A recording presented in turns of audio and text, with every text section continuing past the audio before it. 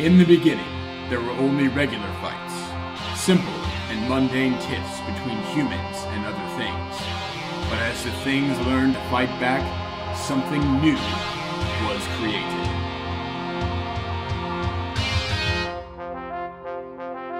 The boss fight.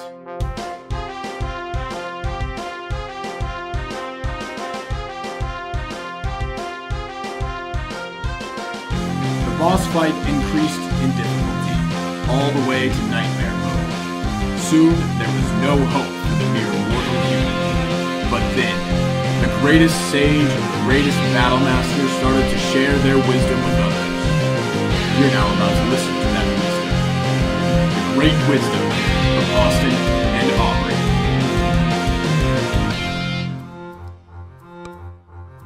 That was gonna be a better burp. That was disappointing. This is the show. Welcome. I'm gonna start off the show the way I like to start off all of my days. Now that I live in a place where marijuana is legal, and that's with a sick bong rip. So just give me 1 second.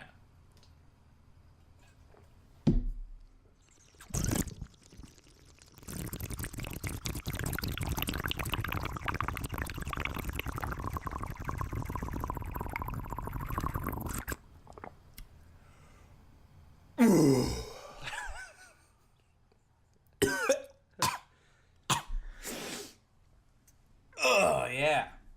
Now the podcast juices are flowing.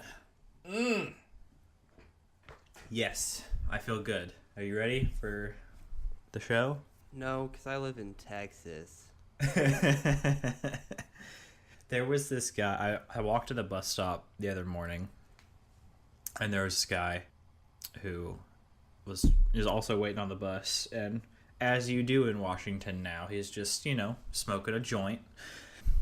And so I walk up, and apparently I had just missed that bus. I mean, it runs pretty often in the morning, so it wasn't a huge deal. But he's like, you just missed that bus, and I'm like, oh really? And then in between talking to me, he just takes this huge rip off of this joint, and he's like, yeah. And for 2 minutes, dude was out of commission. And I was like, okay, nice to see that everyone is still getting used to the fact that marijuana is legal. Every time we drive past a dispensary, I always point them out to Kirsten. One, because it's so novel a concept to me that weed is just legal. And two, the names for these places are really good. Okay, hit me up with a few of those. So the one closest to us is called The Joint. God, so poignant. Yeah, there's another one nearby that specializes in edibles. That's called The Bakery. That's also very good. Yeah, I've seen a couple more, but those are the two that I see more often because they're the ones that are closest to us. Have you found one called #420BlazeIt? No, I did see one called XXX Weed Guy XXX, but it wasn't so much of a storefront as it was a sign on the street pointing into a neighborhood where I guess some guy was selling out of his garage. I don't know. But it still hasn't set in that this is just normal life and you can smoke the doob, the kush. That's also I saw the ganj. I saw while we were driving up on our move here, we came into the state, and I saw a billboard advertising for this this big dispensary that I guess was just inside the border or whatever. So it's the closest thing. Anyway, but there was advertising for 2 different strains that they had, apparently, and one of them was called Top Shelf Flower, and I was like, I feel like now as a person who has not smoked a ton of weed ever. I don't know if I could handle top shelf flower. However, top shelf flower is now my new sort of moniker for all things weed. I looked up different names for weed on the internet. Oh, nice. And a lot of them I've never seen before. This is from Time, by the way. This is Time. Oh. Time posted a article called 420 Day. Why there are so many different names for weed. And they claim that there are 1,200 different slang terms related to marijuana or cannabis. 1,200? 1,200. And the first sentence continues that way: or cannabis, or hashish, or weed, or pot, or, as some say, asparagus. And I've been thinking, I don't think anybody calls it, hey, hit me up with that asparagus. You're Hey, hogging dude. the asparagus. Pass me a sprig. And then it goes on. So it's in different categories. So this one is because of its effect. Airplane, Okay. because it gets one high. Which Okay. apparently can also be related to the term parachute and pocket rocket, which I think is my favorite one for both, because it can both be about hashtag 420 blaze it or hashtag boner. So Yeah, it that's, just that was my immediate thought about Pocket Rocket. right. You look at someone, you say, hit me up with that pocket rocket, and now they're confused. Should they give you weed or should they give you the sex? So that's good. It can also be called the amnesia, so that's something. The amnesia. Okay. Or it can be called climb, because it's once again a Ooh. play on getting high. I like climb. And then there's doobie, of course. Of course. One of my favorite one is Houdini. You can call weed Houdini.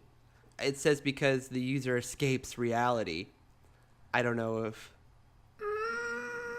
Though I guess it should also be noted that in history, when Houdini died, he said, I need you to take my ashes and roll them up into a good old doober and smoke them. Yeah. That Smoke was me in up, Houdini's fam. last will. And Yeah, there's a tombstone. I don't remember the graveyard, but on it just says, "Roll me up, fam." here's this one. Because people like it, this is under the category because people like it, Green Goddess. You can call it. Okay. Delicious dressing and herbaceous leaf. I like it. Here's one, Christmas tree. Hit me up with that Christmas tree. Now, I don't understand that one. What's the... I don't either. Is there context for that, or... It can refer to unwanted twigs in the bud. So I guess if you get yourself a weed and it's got twigs that you do not want in it, it is a Christmas tree bud of the weed. Huh. Yeah. Are you sure you're on Time? I am And not- 100% on Time. Because it sounds like you're on weedenthusiast.tumblr.com. Nope. It's time.com 420 day. Why there are so many different names for weed. That is what I am on. It is also, once again, asparagus comes back up. It says also see broccoli, parsley, sassafras, or turnip greens. And each one of those, I think, it started off getting worse. I was like, asparagus. Well, I guess I can see that. And then they're like, you could also call it broccoli. And I was like, well, no. Nah, I don't think Parsley. I don't think broccoli. We're getting there. Sassafras. I don't know what sassafras actually is, so that's neutral. And then it goes, and turnip greens. No. No. Really? Because I Thanks. thought turnip greens was my favorite. Think I'm not a weed expert, but I think Time is now. Time is an expert on all things. Also now, because of language, let's get into that one. Aunt Mary, because Mary Jane. I don't know why you had to say Aunt Mary, but whatever. Donna Juanita, which is Lady Jane in Spanish. So there's that. Oh, I like that one. And then once again, marijuana, which is the Spanish name for the plant, and I did not know that. Holy cow. Okay, so the English term for it is cannabis, but since it was outlawed early on, the U.S. government used the Spanish name for it, marijuana, in order to associate it with with the Hispanic culture, which made white people not want to do it anymore. Holy shit. What the fuck? Holy Is that shit. real? It came from time. So Oh my god. Everything is racist. I hate it. Oh my god. So welcome to Boss Fight with Austin and Aubrey. I'm Austin. And I'm Aubrey, and I just learned that marijuana is named marijuana because of racist U.S. governments. And that's basically all we have today. I don't think there's anything else that we can say. Speaking of U.S. governments, it can also be named Nixon. After the president, it refers to poor quality bud being sold as high quality bud. I like that one. Shit. Damn. Okay. Yeah, because haha, Okay. Nixon. Anyways, so that's a lot of weed talk. I think we've gotten that done up until April 20th, where we can bring it back up. Yeah. But I think we're good. yeah. But until then, Austin and Aubrey, I work a typical 9-to-5 job, and my office is no different than most in that there is one guy who is always on the hunt for free food. You know, the guy who sees a box of donuts, wiggles his fingers, and says, "Don't mind if I do." How do I defeat this man to ensure everyone gets their fair share of treats? And that is from Gmail. This is a difficult question for me, because if I'm being honest with myself, You're that and yes, You're that guy. I totally am this person. So I have only ever worked in offices that had a very good relationship with food, which has spoiled me in a sense, because now if there's not something available to me every other day or so, I start to like resent my job and why there weren't any treats being given to me. And this is not, I'll admit, this is not a healthy pattern of behavior. No, I'm pretty sure that your wife, who teaches second graders, like, she has to deal with people like that all the time because they're 6 years old, and if they don't get a treat 7 and every- 8, Aubrey, They're give them a 7 and little 8. credit. They're 7 and 8, and they have the same kind of mental processes that you have right now at your job. So, okay, so let me give you an example. So, a few days ago, on Thursday, we had a crockpot cook-off. So it's like everyone brings their best crockpot dish. Yeah, it was fun. Everyone brings their best crockpot dish. You bring them out. You get a little sample of everyone's for lunch, and then you judge, and you vote for your favorite one, and the winner gets a prize. I happened to have won a prize for my meatballs. I'm not gonna, you know, that's not me bragging. That's just me giving you all the facts, so you have a clear picture of what's about to happen. Okay. Whatever. So, yeah. So we have this crockpot cook-off. We have a bunch of food. It's really good. That's Thursday. Friday, I come in. There's like nobody in the office because it's about to be a long weekend. Everyone's taken off. The floor's just dead. So I'm like, okay, not a big deal. I'll be productive. And then if nobody has anything for me to do, I'll go home early. Which is what happened, which was also good. But I was like, now for lunch though, because there's nobody here, I'm going to take advantage of all these delicious crockpot leftovers. And there weren't any, because people had taken them home with them when it had been said to me that we wouldn't need to bring lunch on Friday because there'd be so much food left over. And I got angry that I wasn't going to be able to stuff my face with beer, bacon, cheese dip. Huh. Okay. So, here's the issue I'm having. I would love to solve your predicament, but I also have to answer this question that got sent to us, and they are not necessarily diametrically opposed. Yeah, I was opposed. gonna say diametrically opposed. So I feel like, thank you for your generosity, but I understand the position I've put you in. I will say, the only way to do both at the same time is to make sure that there is always enough treats in the office so that that person can get how much they want and everybody can still get how much they want as well, which is a normal amount. But I'm a big proponent of don't encourage bad or selfish behaviors. And Austin, you can't just eat whatever you want all the time. Why not? Because other people have to eat. Here's a solution. It's not a very good one.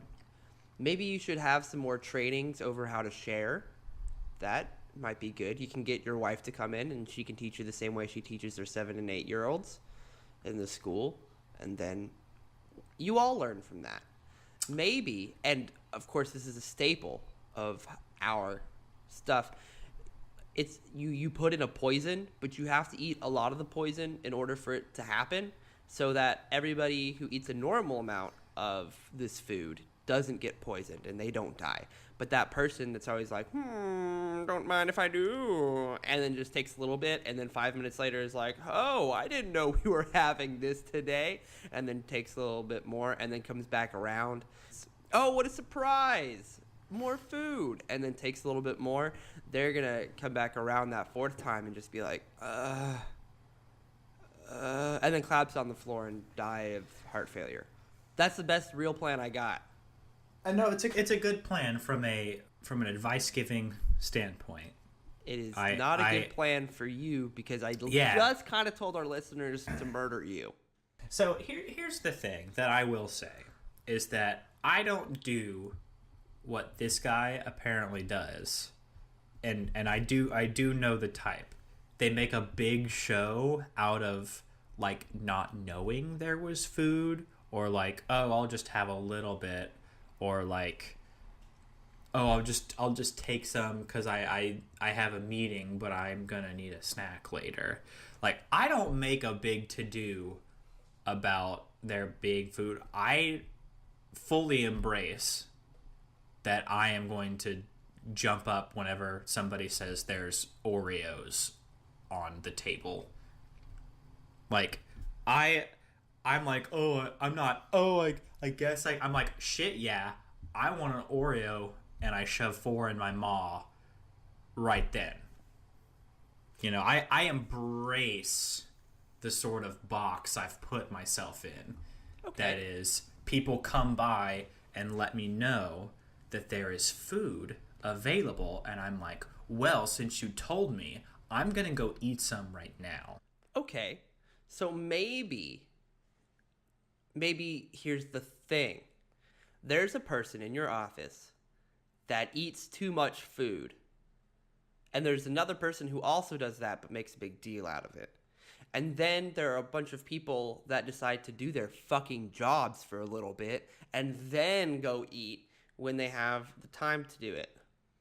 And then there are just some people that are like, meh, I don't want it. So I think that in order to make it the most fair and make sure that the people who want it the most can get the most food, and the people who don't want any don't get any, and the people are like, yeah, well, I don't really need that much, still don't get that much. And probably that one guy that's like, oh, don't mind if I do, doesn't get a whole lot either because they're probably bad at things, is that you make it a competition, like a race or an obstacle course or a Hunger Games or Oh, Hunger Games is good. oh Do my that god, one. Hunger Yeah, Games is good. Yeah, exactly. 'Cause- Accidental jokes. Okay, so it's it's Okay. it's the Hunger Games, where 12 people in an office fight in order to satiate the one thing they never feel like they can satiate: their own hunger. And then there's some cool, intense music. And then it's just, I think that it's just an office with a bunch of desks put into a ring. And in the middle of a small, like, indestructible glass case is a bunch of cupcakes. And it's just whoever can get in there first wins. But it's really hard to get into. So there's a lot of pushing and shoving and clawing and fighting to the death in there. People have ties wrapped around their foreheads. About halfway through, weapons fall from the ceiling. First things first, though, you got to dodge the weapons because they hurt. And it's not like battle axes. It's like staplers put onto metal yardsticks, and you just have a long range stapler that you can use to staple people. And one of those, the only thing that really works as a typical blade is one of those paper cutters that you use up and down to cut more paper at one time and do it a little quicker, and you just break that off, and now you've got a machete. So that's a real weapon. I think also you could take those big staple removers, like little claws, and go That's good. Little two-handed, like, because that's good for not only pinching your foes, but also getting a little extra reach and grabbing the food. Oh, I was thinking you open them up and you get like the stapler removers in half, and then you attach them all, like you have 10 of them attached to each finger, and now you're Catwoman, you're stapler remover woman. Oh. And you just have a like a gauntlet made of staple removers. That was my thought with it. I'm taking this as far to the death as I possibly can with office supplies. Hey, you know what? I would watch the shit out of that movie. I think I would too. Real good. What is the most effective way to kill another person in your office using nothing but office supplies? And then after that, the better question, what is the most creative way to use office supplies in order to kill one of your coworkers? In terms of efficiency, this is a good question.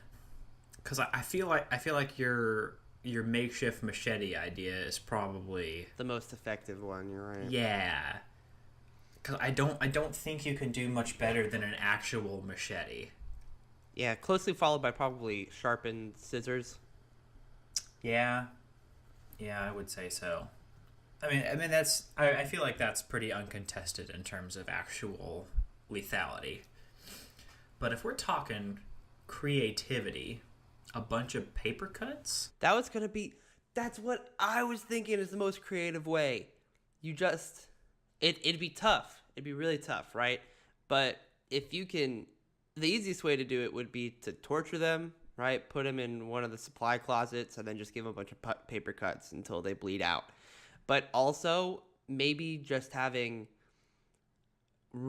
being really good at throwing paper airplanes and just using them, like ducking behind cover and then pop up, paper airplane, whoosh, and Boom. then it just slices them right there, and that's all you're going for. Yeah. Ooh. Or on the paper airplane track, you get really good at paper airplanes, and you do that thing where you put like a little paper clip on the end of them, and it's all like, pokey.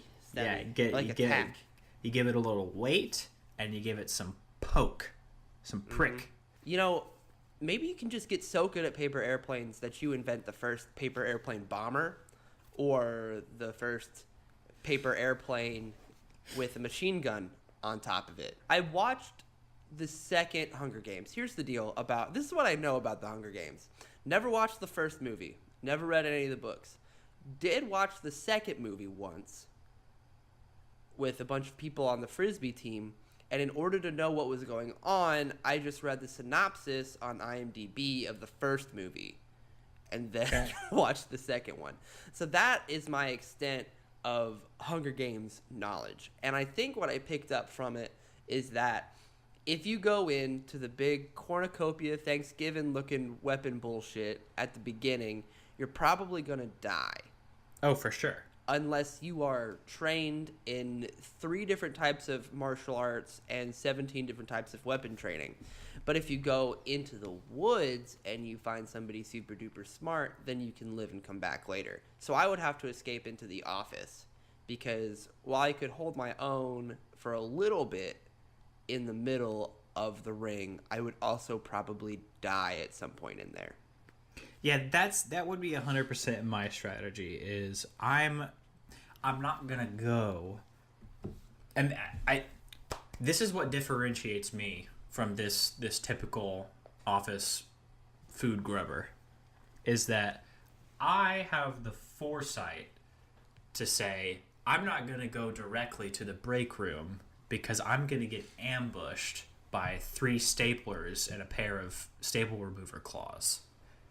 If I had the ingenuity of Kevin from Home Alone, Oh, okay, yeah. or Bobby from Pirates of the Plane. God, I gotta stop leading with Kevin from Home Alone. I gotta go straight to Bobby Yeah. of Pirates of the Plane. It's a tough instinct to fight. I know. If I was Bobby from Pirates of the Plane and I was being attacked by my coworkers, now of course I think pirates first, because that's what I'm used to on my plane house out in the prairies. I get attacked by pirates every other week. They all sound like Tim Curry. But if I am instead fighting coworkers, I have to set a lot of traps. So the break room's the perfect place to put traps. People will try to hide in their own cubicles because that's their safe place. So booby trapping other people's cubicles is a good way to go. If you can get the vending machine on your side, Oh, yeah. because we know how good vending machines are. Yeah, I think yeah, you got to really lean into the whole survivor, like, ally kind of mindset, right?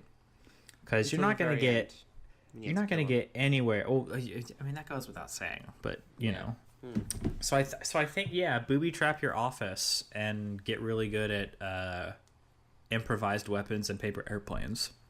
Here's with this guy, you sit there and you booby trap the food, and then whenever anybody else comes by, you just say, "Oh, hey, no, don't," because those people that you don't want to get booby trapped by your food that you've done, they'll just be like, "Oh, okay," and then they'll walk away. But that one guy, you can look at them and they don't get the signal that it's not for them, right? They're gonna walk up and they go for it anyways. And when that happens, bam! Guess what? There was a stapler in the food, and it came out and bit you because you made it sentient. Oh, okay. I like Yeah. that piece of it. You can also make your food sentient, and then they have to chase the food around all day, and that's just fun to watch. You can put bets on that and see who wins at the end of the day. So it's extra entertainment. The thing I like about the whole booby trap it and, like, just tell everyone that they shouldn't go eat it is because since that guy is not going to get the message, you can give him the look.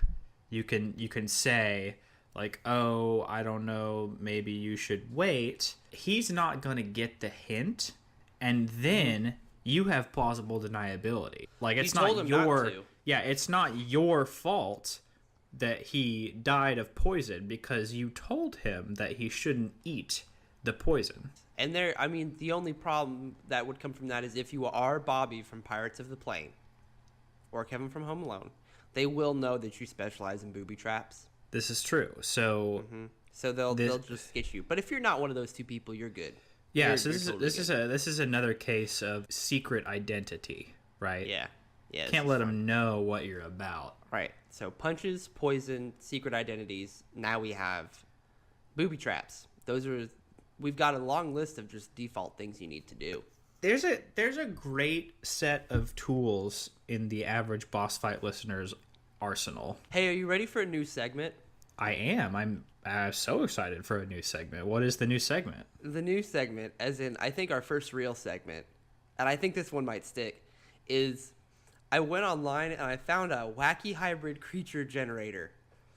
And I click a button and it generates just some fucking garbage that I think that we can use as a how do you fight this wacky hybrid creature generator. Okay. This one created 3 things, and I'm going to read them And I know exactly which one we're going to choose to go over. Okay, Ready? I am. 1. A fearsome creature appearing to be a blend of a giraffe, an alligator, and a thistle was found near a processing plant. Now picture that in your brain, right? Long neck, super sharp teeth, thistles, and near a processing plant. Here's the second one. An awkward creature appearing to be a blend of a sparrow and a panther was found at a waste spill site. And I think it's very obvious why it's a blend of a sparrow and a panther if it's found near a waste spill site. And I feel like that's actually way too commonplace for us to go over. I see panther sparrows all the time, and it's just not worth my time. But this one, this is some S-tier hybrid shit. A bizarre creature appearing to be a blend of a moose, a pair of sunglasses, and a lemon was found near a factory. Okay. And we're clearly going with the third one. Yeah, we have to, right? Yes. So here's what I'm imagining. It's got the shape of a moose. It's completely in the shape of a moose. No.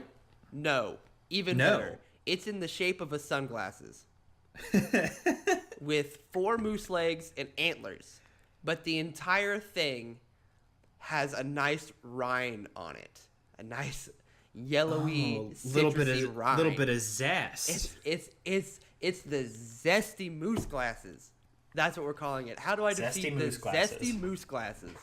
It's interesting that you took it this direction, because when I heard appearing to be a blend of a moose, a pair of sunglasses, and a lemon, is that it was just like kind of like a sour moose that was really cool.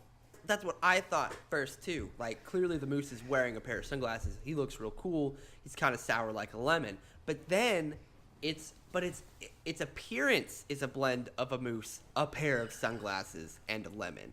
So it has the DNA of a moose, a sunglasses, and a lemon. It's the DNA of all those 3 things, because everybody knows DNA is in everything. DNA is in a moose, DNA is in lemon, DNA is in water bottle, DNA is in sunglasses. That's just science.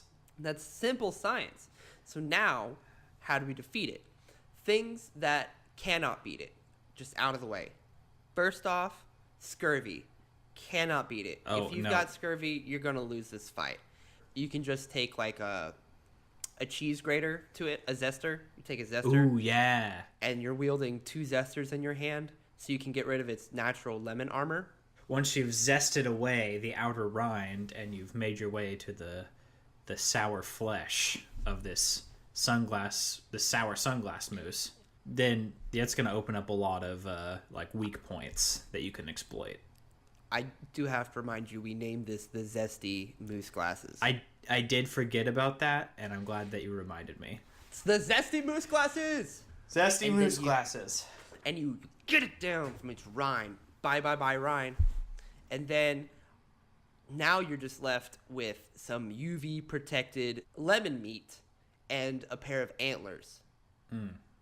And some good kicking feet, I assume. Oh yeah, it's got the best kicking feet. Are you kidding me? So then, gotta get rid of the best kicking feet. You have to get the ZestyMooseGlasses into a dark room. Gotta do it.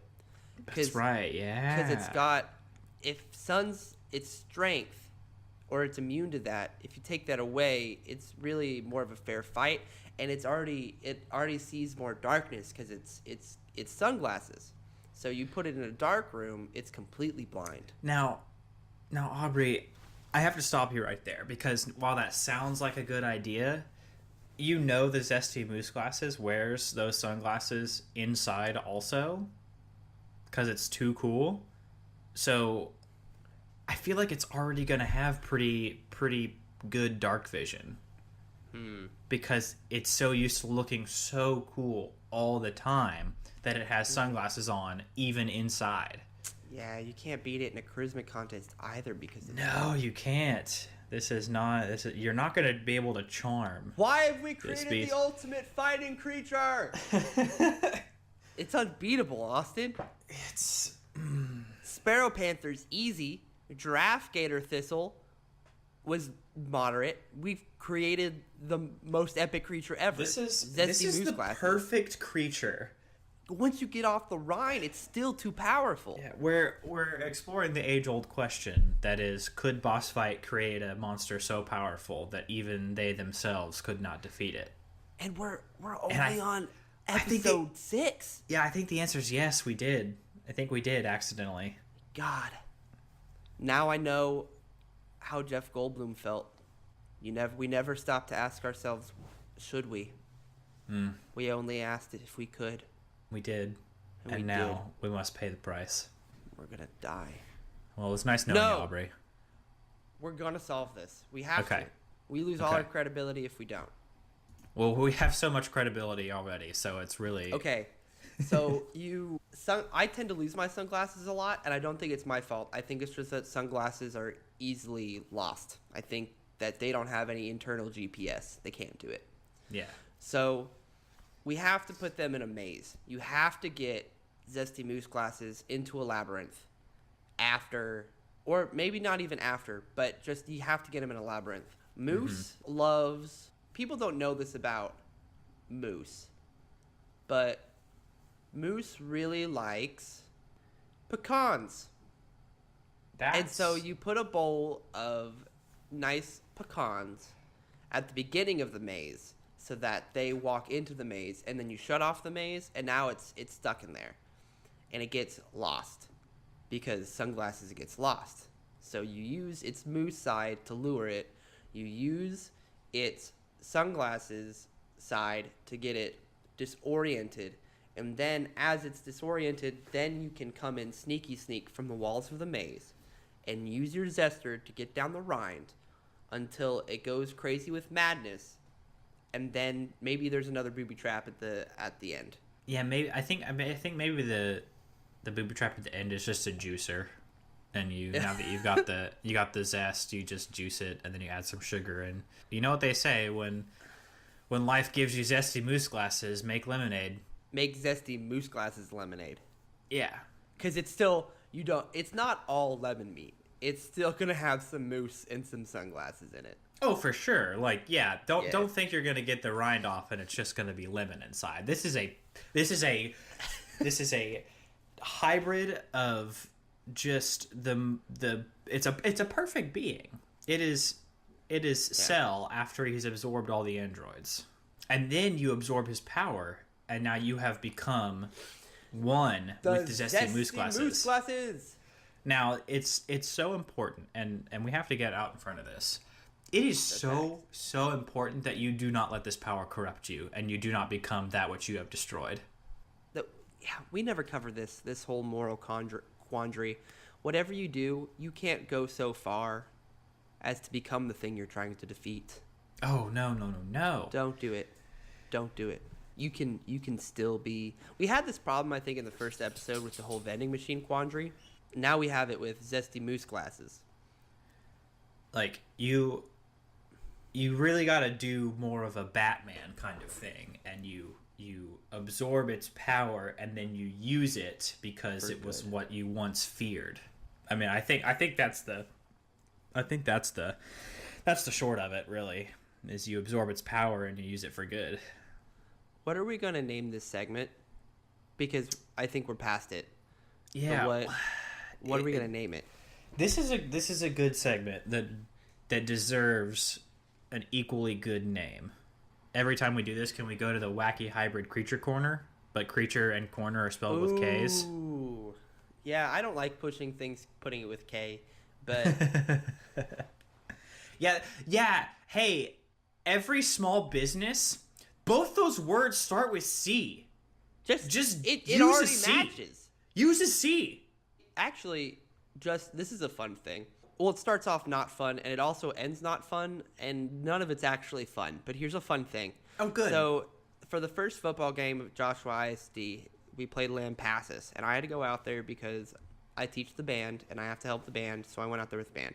Lampasas is about 3 hours away from Joshua. So, that's super not fun that we went all the way out there for no freaking reason when there's 10,000 schools within 45 minutes of Joshua. Anyways, so there's this place in this one town on the way from Joshua to Lampasas or backwards. It doesn't really matter. But it's called the Coffee Corner Cafe. And for a long time back in the day, and not actually a long time, like a few weeks, it was all the three of those were spelt with a K. No. Yes. No. Because it was owned by the Grand Master of the Ku Klux Klan. Oh, good. Yes. That was fun. Yeah, I thought you were underselling it. You really didn't. That was not fun for most parts of it. Yeah. Yeah, really. It's not fun. It was actually named that for about, I think, 2 months before there was so much backlash about it. Yeah, I have to imagine there would be. Yeah, of course not by the locals, but by the United States of America. And it was putting him in a bad image. You know, an image that's apparently worse than being the Grand Master of the Ku Klux Klan. Yeah, an image that's sort of incongruous with what he was really going for. Fucking. But then it got changed, and now it's just the Coffee Corner. Still both Ks. Yeah, oh God, I feel like that's a different enough change in like a legal sense, but like everyone's got to know what that really stands for, right? Like, yep. Okay. So how about we just not replace C's with K's? Yeah. How about we just not do that? How about we keep words the way they are? You how know about we what? just use C's? It's a good letter. No. You know what? Fuck the letter C. It's pointless. Everything that can be accomplished with language, we can use a K or we can use an S. Okay? C. Like, C is a bullshit letter. It doesn't contribute anything to the alphabet. Like, if you need a K, use a K. If you need a S, use an S. Okay? I would love to agree with you, except for what we just talked about means that it's got some historical issues. Now, I understand that, and it's a very unfortunate thing that happened in history to taint the letter K. But, like, it only ever sounds like K. Like, C is so... Okay, I'm really glad we did this. I'm so angry about C. Well, Why do we do this? While Austin is out there cooling off, I would just Can't like to with the C. thank everybody for listening to the 6th episode of Boss Fight with Austin and Aubrey. We really appreciate the fact that you guys listen There'd to be us. 25 letters. That's so much better than 26. And all of the support that you've given us and feedback this far. If you like this, please tell a friend. Friends are good, and friends love to hear about new podcasts, so you could talk to them. Some of you guys are wonderful, and you also share our stuff on social media. Thank you to clearly our biggest fan, Tia Coughlin, for always retweeting and reposting our posts on different social medias. You are an awesome person, an awesome friend. Speaking of which, you can find us on Twitter. It's at BossFightCast. You can find us there. Give us a nice little follow. Maybe give us a little retweet. Give us a little something, whatever. You can also email us at bossfightcast@gmail.com if you have any questions or boss fight quandaries that you want us to solve. Because as we've just proven, we can even defeat the most powerful creatures in the universe. Hey, Austin, are you calmed down yet? I had to leave the room, but I think I'm okay. I do just want to say, Tia, I love you very much, and it's very unfortunate that your last name begins with a C, and I'm truly sorry about that. I did not mean to throw you under the bus. It's just, this is how I feel, and I can't change it. You can also send us an email through our contact page on positivethoughts.com. That's PODSITIVE thoughts.com/contact. Just fill out the form and we will get it. We love you. We thank you. Remember that K's are superior to C's, except for in the context of historical American racism. You know what the worst thing about the whole white supremacy movement was? Yeah, the whole white supremacy thing? No, the fact that they corrupted the letter K. I don't think that's the worst thing that came out of it. I'm gonna put my foot down and say that it's definitely not the worst thing that came out of it. All right, I can see. I think more institutional racism is up there on the list. I don't know. It feels like we're splitting hairs a little bit. No. Austin, you can't even make jokes about it. Yeah, There's no. I'm sorry. There's no I'm jokes. sorry. I'm sorry. Legal disclaimer. Anything I just said in the last few bits about the letter C does not reflect my views on institutional racism or the problems within. So What, you can't compare the alphabet to different ethnicities. You can't do it. I mean, okay, you can. You shouldn't. Just like the ZestyMooseGlasses. Anyways, thanks for listening to Boss Fight with Austin and Aubrey. I'm Aubrey. I'm Austin. And that was a weird way to put that. Bye.